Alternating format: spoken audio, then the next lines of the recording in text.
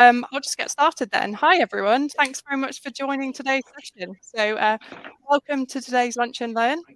This session is about resources for developers. Apologies for the, on the actual platform, it says resources for app developers, but this is for any developer, be it web or app. My name is Alice Taylor. I'm an accessibility and usability consultant at AbilityNet, and I'll be hosting today's session. And I'm also joined by some guest speakers who I'll introduce in a moment, but I can see some of them have been waving. So today's session is about resources for developers. And if you've been involved with digital projects or have maybe been building apps or websites yourself, you may be familiar with different code resources that are available on the web. These can help you build accessible components, and I'm sure everyone has their favorites already. However, there are lots and lots of different resources out there, and it can be difficult to know which approach to take, as well as which resources to trust.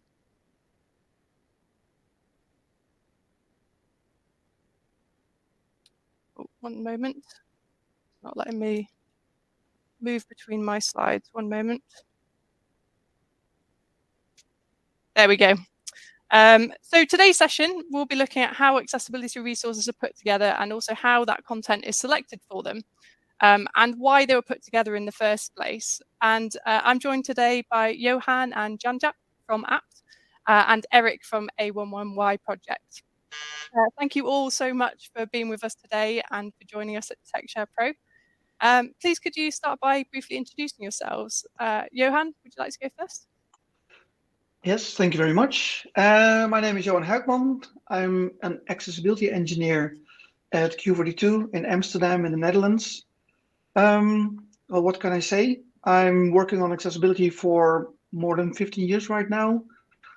Started in web development, still doing a lot of web development, and nowadays also busy with app accessibility. Great, thanks so much, Johan. Janjap, would you like to go next? Yes, hello, my name is Jan Jaap. I work as accessibility developer, mostly on apps, mostly native Android, native iOS, but also a little bit React Native, Flutter, and Xamarin. And my own company called Abra, and also now I'm the chairman of the apt Foundation for the apt knowledge platform. Thank you very much. And Eric? Yeah, hi.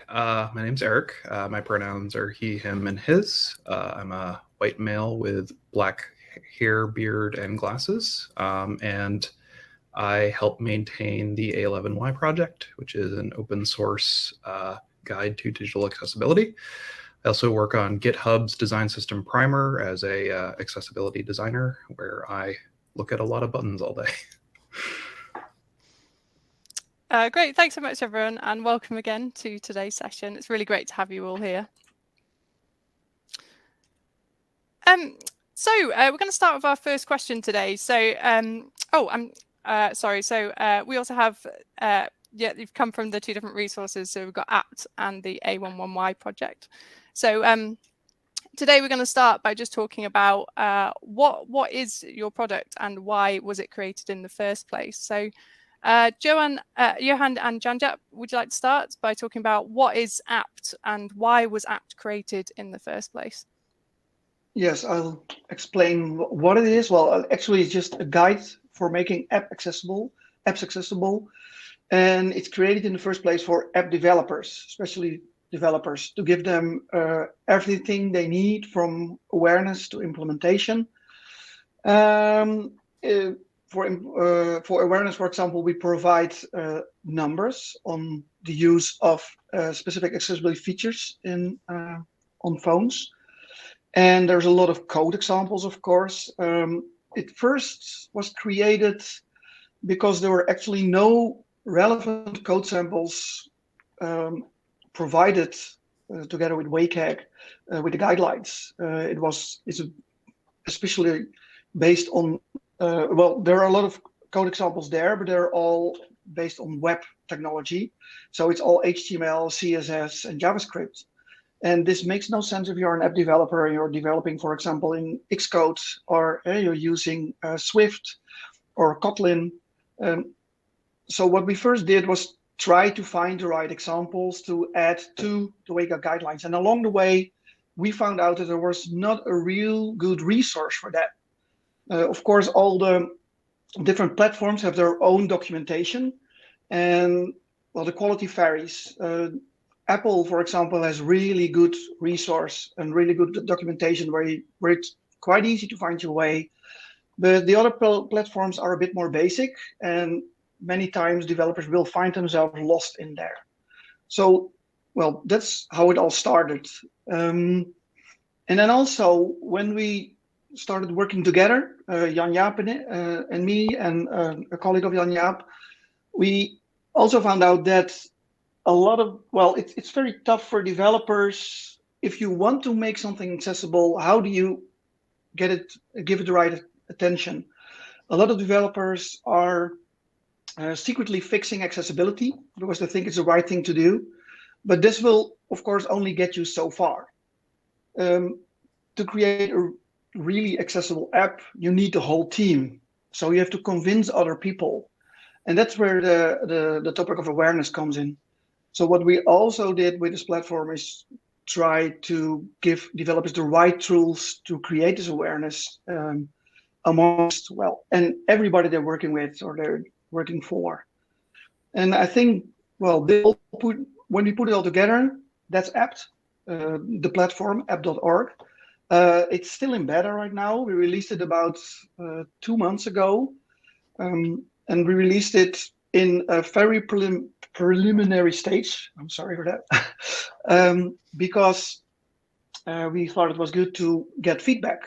There's already a lot of information there, but of course, we want to find out what do developers actually need to find their way within all this documentation. So at this moment, we are working on adding more content, but also restructuring and organizing the content and adding layers to make it more easy for the developers to find their ways. So, well, it's still a lot of work that we have to do. We hope it will become a community effort. We're doing it now with 3 or 4 people. So if people are interested, please feel free to reach out to us because there's still a lot of work to be done. I think that's it for now. Yeah. Thank you. And I can see there's just a question in the chat as well saying, is the app only for mobile app applications or can it be used to help with desktop software? So is it just native mobile? It is a website, and of course, it's mainly focused on app development. But I'm pretty sure that there is also information that is valuable if you are a web developer. For example, the statistics that we use are for mobile use, and people look at our website for mobile phones too. So I think, and of course, there will be, right now we're focusing specifically on code and on the guidelines and what you should do if you're an app developer, what you should do with these guidelines. But there will be more general information there that will also be useful for web developers. But the main goal of the main target is app developers. So it's for mobile app development. And it's a website because I just heard you say app. I think that's important to note. Perfect. Thanks so much, Johan. And Eric, over to you. What is the A11Y project and why was that created? Yeah, so the A11Y, A11Y project, both are fine, is a open source website dedicated to digital accessibility. And I say digital accessibility as shorthand for web and apps. But I must confess, we definitely have more of a web bias. So that's why I'm very happy to see other resources such as Johan's. We believe that it should be free and easy to learn how to make your experiences accessible. And because of that, we offer a few things for a visitor to self-select. That includes a checklist, which is a kind of code and content agnostic list you can hit up to see whether or not your site's or your app's content is accessible, and that ties back to WCAG success criterion. We also offer spoilers resources, and that's broken up into different categories. We also have blog posts, which if you are ever interested in writing, we pay. So we'd be happy to host your content. And I think I'm kind of proud of, since I took over running operations, is the Spotlight feature, which highlights and showcases folks doing accessibility work in the industry that normally might not get the spotlight. And this is a way for them to have their efforts be recognized globally. Great, thanks so much, Eric. Have you noticed any, you were mentioning about the different resources that you have. Are there any that are particularly popular or that you find have get more interest than others regarding the kind of breakdown of the different areas? Sure. We don't actually track analytics on our site that way. We do have a featured resource section right now. I believe it's actually a guide to accessibility terminology. And the reason that's pinned is because if you are new to doing accessibility work, it can be really dense. It can be oftentimes contradictory, even under the best of conditions. So this is a way for folks to, find a short, simple definition to a lot of the slang we tend to throw around in the industry. So, like, what's the difference between the WCAG and the ADA and Section 508 and AT and et cetera, et cetera, et cetera. This is a North Star you can point to help you along your way. Great, thanks so much for that, Eric. I can see there's just a comment in the chat, which is, I think, the name of the tool that we're talking about. So just to clarify, it's the A11Y project tool that we're talking about, and Johann's is the apt tool. Thank you. And I think it's, I should add the URL also. It's right now it's beta.apt.org. Fantastic. Yeah, and we will be, we have the links on the last slide as well. So, and we'll be able to pop them into the chat as well. So I'll just move on to the next question. So, so you both talked about the different resources that you're using, and Johan and Jan-Jaap, yours is focused on the mobile ones, and then Eric, you were saying yours is more focused on the web technologies. But how do you go about finding those resources in the first place, and how do you choose which one of them to use and which ones of them are reliable? Eric, would you like to go first for this one? Sure. So the A11Y project is a bit of an interesting case in that it's about 14 or so years old, which is ancient in terms of the internet. And when we went through our redesign, one of the things that we had to do was reevaluate all of our existing resources. And the reason I say that is that a lot of them either just don't exist anymore on the internet. I think like the average lifespan of a website is about 2 to 3 years, or less fun. The content that was there has been replaced by something less savory, either domain squatters or crypto miners and other unsavory folk. So that involved literally clicking on every link we had and seeing what showed up, and then removing stuff that was no longer relevant.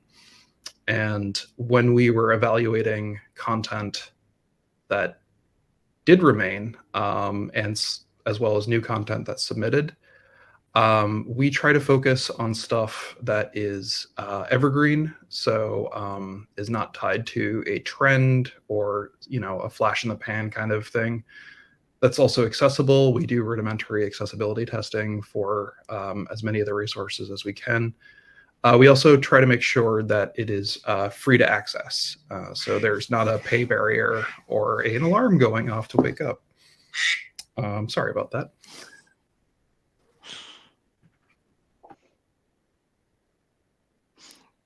Great, thanks so much for that, Eric. Johan or Jan-Jaap, would you like to explain about how do you go about finding the resources for apps, and also how do you choose which one of those are reliable? Yeah, mostly we look at official documentation, so Apple, so iOS, Android, React Native, Flutter, and Xamarin. Those are the platforms we are currently focusing on. Like Johan already said, some of them are not as extensive as others. So we also look at the normal developer documentation and see if there's any attributes in there, any objects and properties that are actually related to accessibility.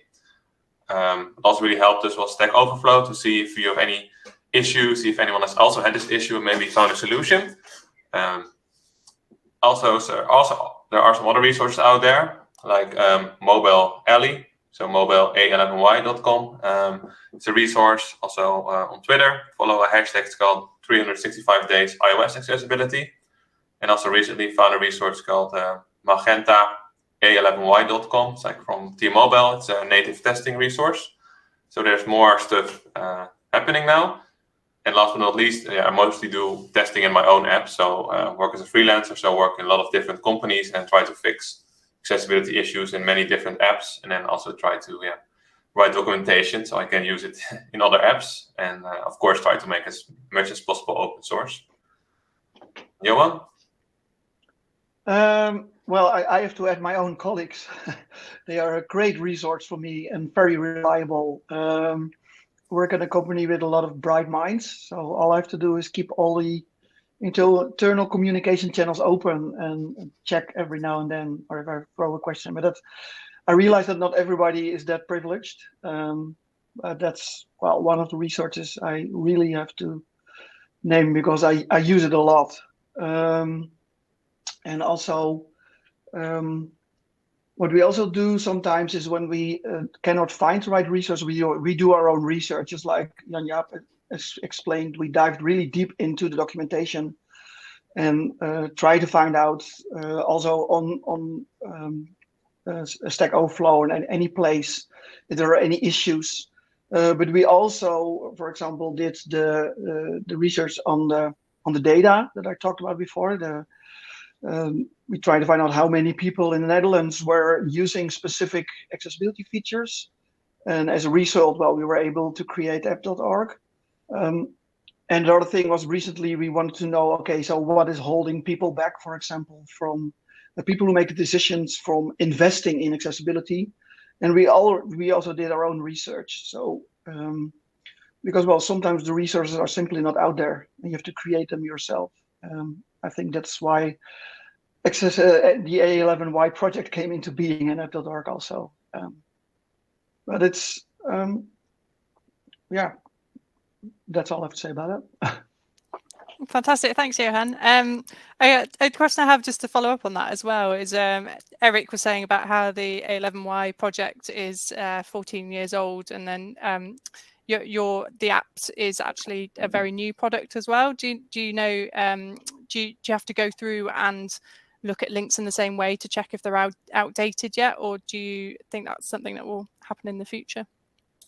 Yeah, maybe I can say answer this. So the app.org is new. It's like 2 months since the beta, but we also have app.nl, so it's a Dutch version, which is like 2 years old, so it's a little bit older, and we are translating all the resources, so it's not completely new. So we do check URLs, I guess, like Eric mentioned. We also try to do it automatically, so try to see the HTTP response, see if something's moved, see if something not available anymore. I think the biggest problem we had with apt, the new version, we tried to create our own API reference, and this was way too complex to keep up to date because we were referencing some of the sort of like MDN is doing for the web. We were trying to do this for 5 different platforms, and it actually turns out it's just way too much effort to maintain. So we try to link externally for those resources where possible, and then plan to do some automatic checking. Thanks very much. And I could see someone's popped the app.nl link in the chat. But if you could pop the beta one in, we've got the beta as well. Thank you for that. Yes, they will. The link will be on the slides at the end of the session.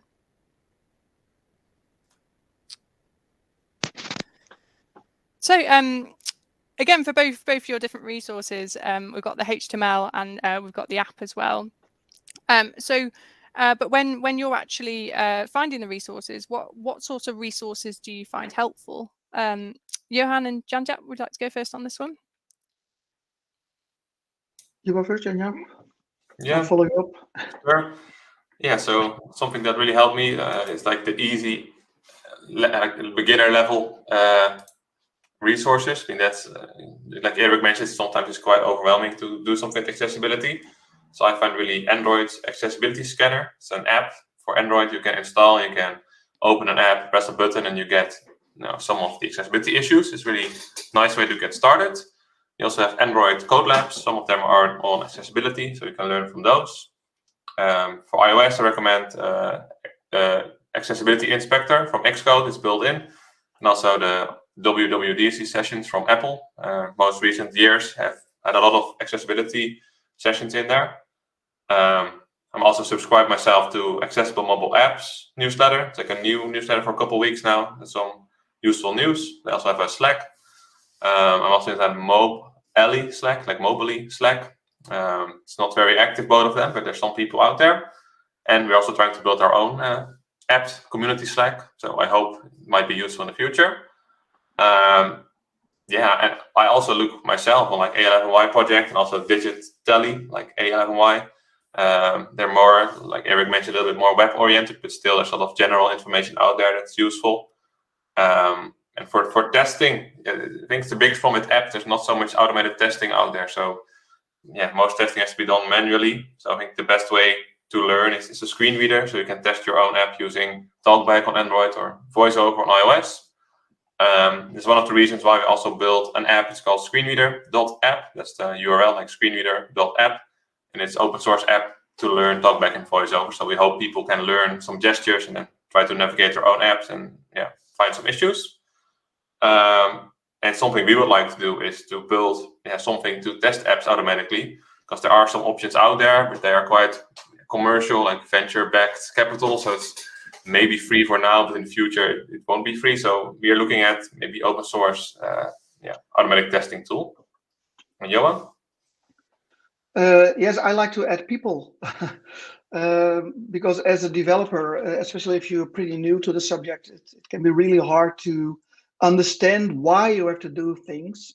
It's also the feedback we get back from a lot of developers. Okay, so why do I have to do this? Can you show me somebody using this specific feature so I understand what I have to do? So that's why I myself, for example, spend a lot of time talking to people who experience whatever I make in a totally different way than I do it myself. And I think this is important, and so I would advise all the developers out there to do that, to start talking to people, to start talking to your users, and especially the users who experience your app in a totally different way than you yourself.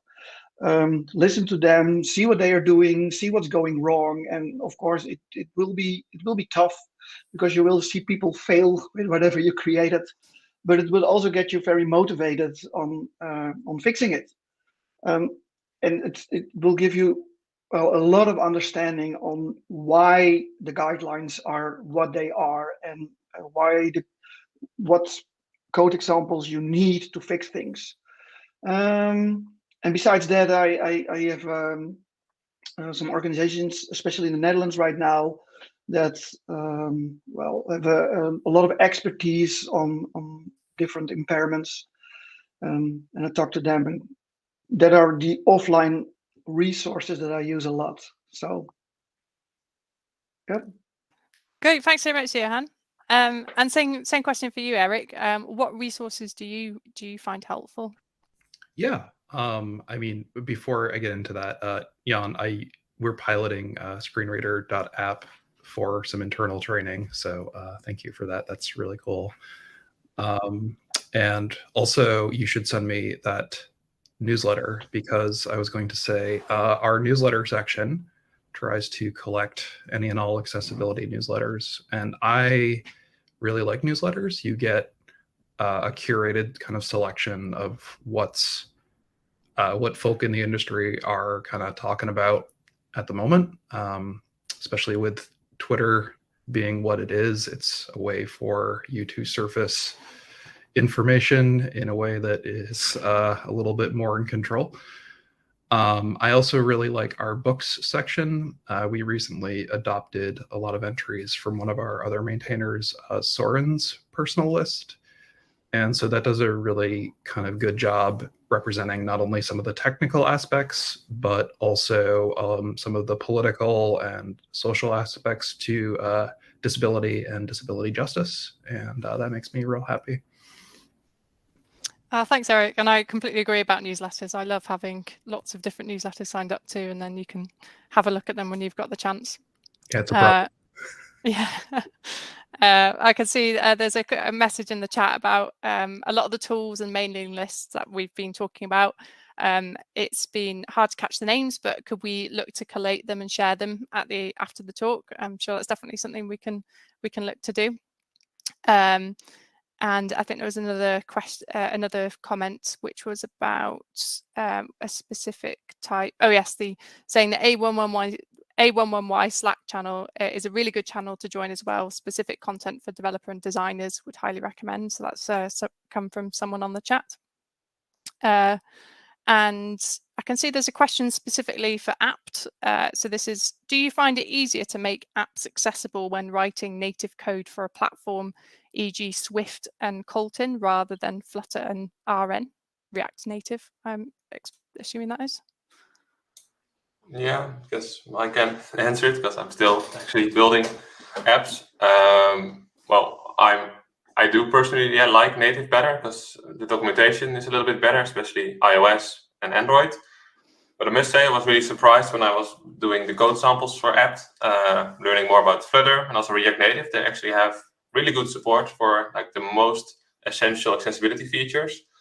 Xamarin, it's not doing so well, but they're now moving to like a new platform, Maui. I think will be better. So I think it's just really nice that if you want to have an app like long-term support, it's best to build native because you always know as long as the platform exists, there will be support. And if you're building something with Flutter and then maybe Google decides to kill it, you have to build your app again, and maybe they don't support the new accessibility features out of the box.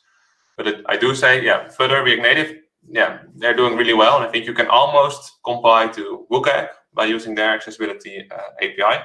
And the nice thing about their platforms is you can extend it with native iOS and Android libraries, like how they call them, forgot the name, but you can extend basically their APIs and then make it even more accessible. Thanks very much, Janjab. And I can see there's another question, which is just about what mailing lists are good to join. So would each of you like to suggest your favorite mailing list that you've joined recently? Yeah, for me, it's the one I mentioned already. It's accessible mobile apps weekly. Fantastic. And Johan? I have to think really hard. I can't come up with anything right now, but I'm happy to share as soon as it pops in. Yeah, that'd be great. And Eric? Sure. Accessibility Weekly by David Kennedy. It shows up weekly, and it's a short but really nice selection of links. I would also be remiss if I didn't plug the A11Y Project's own newsletter, which collects links that we tweet out throughout the week and sends it out on Fridays. Great, thanks so much, all. And it looks like that's all we've got time for today. So I'm just going to show the final slide, which is thanks again to our speakers. It's been really, really great to have you here. It's been a fantastic session. If anyone would like to find out more, there are links. So visit the a11yproject.com, or there's also a contact form. And similarly with apt, there's a link to the Better apt URL, as well as some contact emails and the Slack channel as well. So thank you very much, everyone, again. We'll be able to pop those in the chat for you to have a look at. And I hope everyone enjoys the rest of TechShare Pro.